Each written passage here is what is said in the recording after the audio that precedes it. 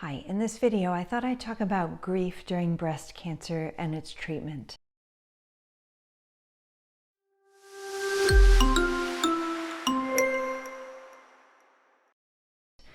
We often don't talk about grief in our culture, and while we tend to think of grief as being something related to the loss of a person, it's also common to feel grief around other losses.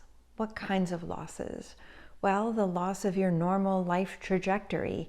You're busy. You have a lot going on. The people in your life do. If you're watching this because someone you love has breast cancer. So you have this story for how your life is going to unfold. And then breast cancer comes along and all of a sudden everything changes.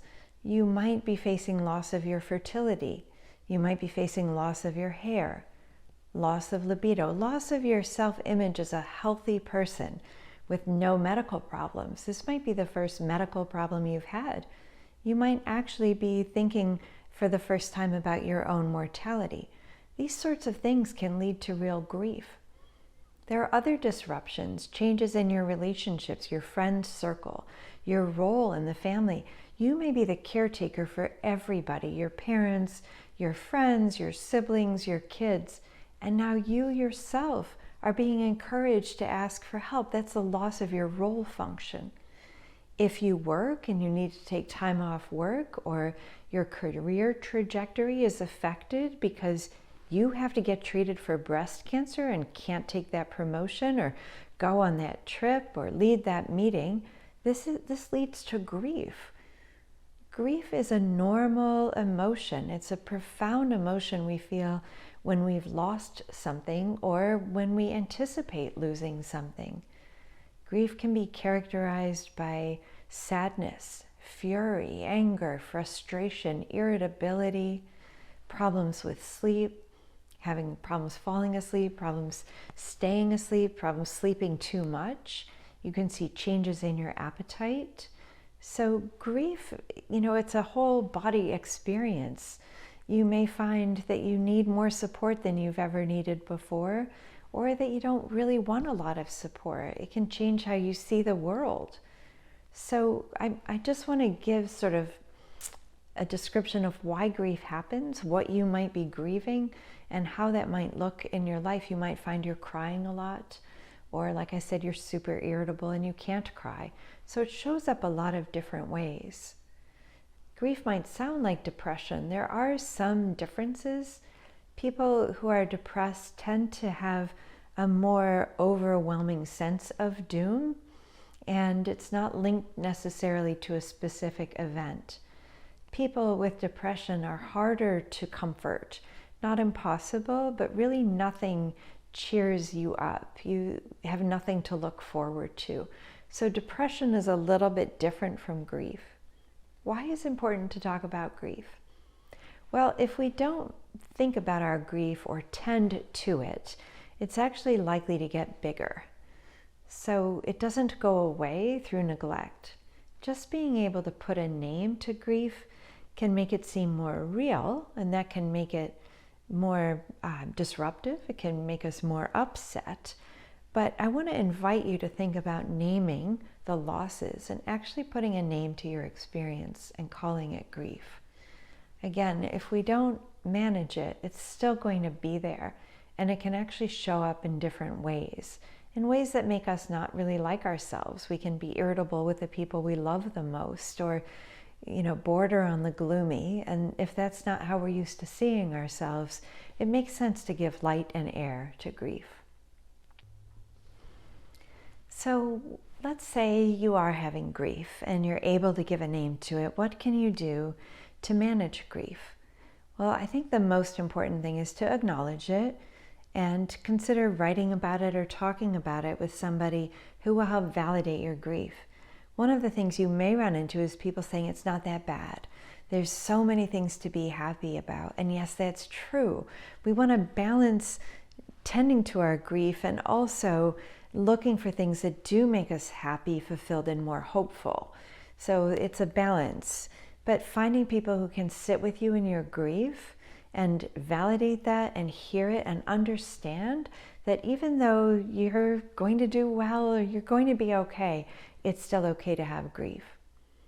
Another thing that you can do is write about it. We have a whole video about the benefits of journaling. You might find that you're not a writer, but you want to paint. And you can paint and paint how you feel, or draw or sketch how you're feeling. There are other ways you can express yourself. You might express yourself in movement. It's important to know that nobody can schedule grief. You can't, it doesn't follow a normal timeline. If you find that your grief is larger than you would like it to be, and it feels all-consuming, it might make sense to talk to your medical team or a trusted friend and see a grief counselor, joining a support group where you can talk openly about your grief.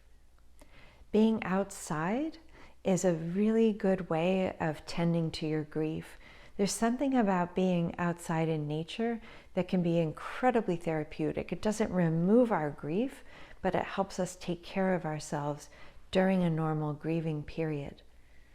Like I said, you can express yourself with movement, but even if you don't feel like it, there's something very valuable about moving your body that seems to help loosen up grief, if you will, and help free it up and help it move around and not get so stuck in your body. That might be walking, it might be dancing, it might be running if you find that you need more aerobic activity, being on a bicycle, some kind of movement.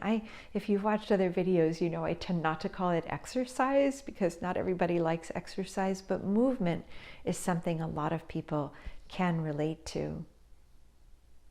It's important to know that we grow around our grief. So even if grief is still there and it's the same size, we tend to grow around it. We tend to be more expansive in how we view life. So yes, we still have our grief. We may have lost something we're not going to gain back. If you've had a mastectomy, you've lost part of your body. If you've gone through menopause, you've lost your ability to have children. Self-esteem can fall when we look different, but you can grow around your grief. It's hard to make grief shrink. It's letting in room for other things that can be really helpful. Finally, I just want to add a note about reading and watching television. So some people find it really helpful to read books about grief, and other people find it helpful to watch movies where people are dealing with grief because you feel less lonely and you can see how other people make sense of their grief.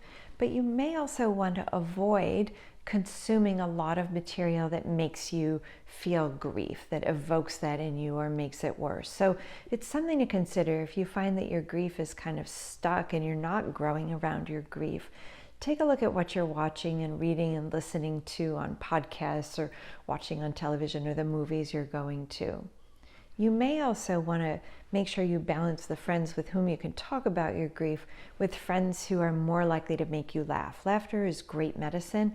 Just because you're laughing doesn't mean you're ignoring your grief, but they can exist side by side.